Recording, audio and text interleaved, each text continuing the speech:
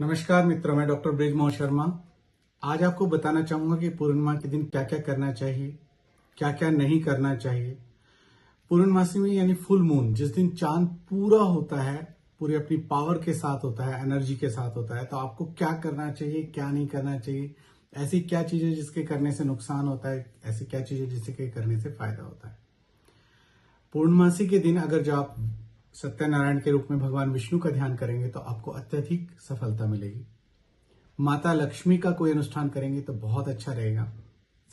इस दिन अगर जो हो सके तो आप गंगा स्नान कर सकते हैं। गंगा स्नान का भी बहुत अच्छा फल प्राप्त होता है, पुण्य प्राप्त होता है। आप गंगा पे नहीं जा सकते हैं तो आप कुछ जल पहले अपने किसी बाल्टी में, जिसमें भी नहाते हैं, टब में डालें।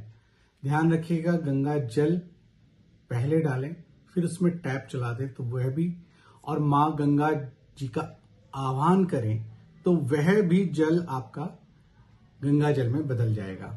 और उसके प्रभाव आपको, जैसे मां गंगा के पास जाकर आप स्नान करते हैं और सारे पापों से मुक्त होते हैं, वह उसका फल आपको प्राप्त होगा। परंतु गंगा जल पहले डलना चाहिए, क्योंकि गंगा में जो भी गिरता है, चाहे वो नाला गिरे या कुछ भी गिरे, कोई नदी आए, छोटी मोटी नदी आए, वो गंगा जल में परिवर्तित हो जाती है। लेकिन गंगा जल किसी में गिरे तो वह गंगा जल में पूर्णतः परिवर्तित नहीं होता है। अगर जो आपको पंचामृत भी बनाना है तो पहले पात्र में गंगा जल डालें, क्योंकि आप खुद ही महसूस करेंगे कि गंगा जी में कुछ कुछ डलता रहता है, अच्छा भी बुरा भी, पर वो सब गंगा में ही समा के गंगा जी ही बन जाते हैं, गंगा जी का जल बन जाता है। तो ये विशेष ख्याल रखें।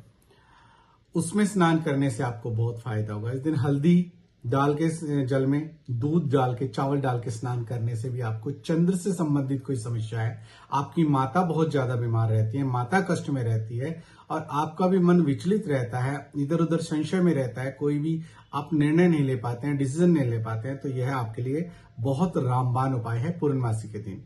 आपको कुछ भी अपने रतन, अपने पत्थर, अपने कोई ब्रेसलेट जैसे इस टाइप का अगर चार्ज करना है तो आप पूर्णमासी के दिन उनको नमक के पानी में भिगो के, फिर साफ पानी में भिगो रखकर, डालकर किसी भी क्रिस्टल बाउल में अगर जो चंद्रमा की रोशनी में रखते हैं तो वो अत्यधिक चार्ज हो जाता है और आपके लिए अच्छे से वर्किंग करता है।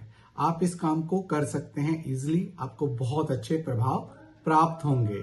आप सत्यनारायण की जो कथा करवाते हैं, हमने देखा होगा पहले ना, पूर्णमासी के दिन दोपहर के बाद हम किसी ब्राह्मण के द्वारा सत्यनारायण की कथा और एक छोटा सा हवन जरूर करवाते थे। उस हवन करवाने के माध्यम से आपके घर की सारी अशुद्धियां दूर होती हैं। पूर्णमासी के दिन अगर जो आप ऐसा करते हैं तो सारी की सारी जो नेगेटिव एनर्जीज है आपके घर से दूर चली जाती हैं और धन धान्य और समृद्धि प्राप्त होती है। अब सत्यनारायण की कथा का चलन कम हो गया है, तो हिंदू भाइयों से, सनातनी भाइयों से मैं कहूंगा, वैदिक संस्कृति के पालन करने वाले व्यक्तियों से कहूंगा कि ब्राह्मण कोई ज्यादा खर्चा नहीं लेता है। और आजकल तो ब्राह्मण इतने अच्छे हो गए हैं कि आपको जो उसकी समिधा या कोई भी सामान या अनुष्ठान के लिए आवश्यकता होती है तो वो खुद ही लेके आते हैं, आपको कुछ करने की जरूरत नहीं, आपको सिर्फ बैठना होता है। आप सत्यनारायण की कथा अवश्य करवाएं पूर्णमासी के दिन, तो वह भी आपके लिए श्रेष्ठ रहेगा। पूर्णमासी के दिन भूलवश भी, गलती से भी काले कपड़े ना पहने। काले कपड़े पहनना मना है। चंद्रमा की ज्यादा शक्ति चाहिए तो दूध मिश्रित जल और उसके साथ साथ आप थोड़े से चावल अगर जो उसमें डाल दें, चावल रख दें और उससे वो जल अर्पित करें चंद्रदेव को, तो आपको उसके भी बहुत बहुत अच्छे प्रभाव प्राप्त होते हैं। उसके लिए आपको एक अनुकंपा प्राप्त होती है चंद्रदेव की और भगवान विष्णु की। और इसके साथ लक्ष्मी पूजन किया जाए तो वो अत्यधिक श्रेष्ठ है। आपके जीवन में हर तरह की समृद्धि आती है, ज्ञान का उदय होता है, अष्ट लक्ष्मियां होती हैं, तो 8 की 8 लक्ष्मी आपको प्राप्त होती है। आप ये कीजिए, आपको बहुत बहुत ज्यादा फायदा होगा। ज्यादा जानकारी के लिए आप मेरे YouTube चैनल को सब्सक्राइब कर सकते हैं। आपको किसी विषय में कोई नॉलेज चाहिए तो मैं छोटे छोटे तरीकों से, बहुत सामान्य तरीके से आपको बताऊंगा कि सामान्य तरीके से भी आप वो पा सकते हैं, जो लाखों के रतन पहनने से नहीं होंगे, अनुष्ठान करने से नहीं होंगे, उससे भी बेहतर रिजल्ट आएंगे। ज्यादा ना कुछ कहते हुए, अगर कोई गलती हुई तो क्षमा प्रार्थी। बाकी ये उपाय कीजिएगा, आपको बहुत अच्छे प्रभाव और पुण्य प्राप्त होंगे। हरिओम तत्सत।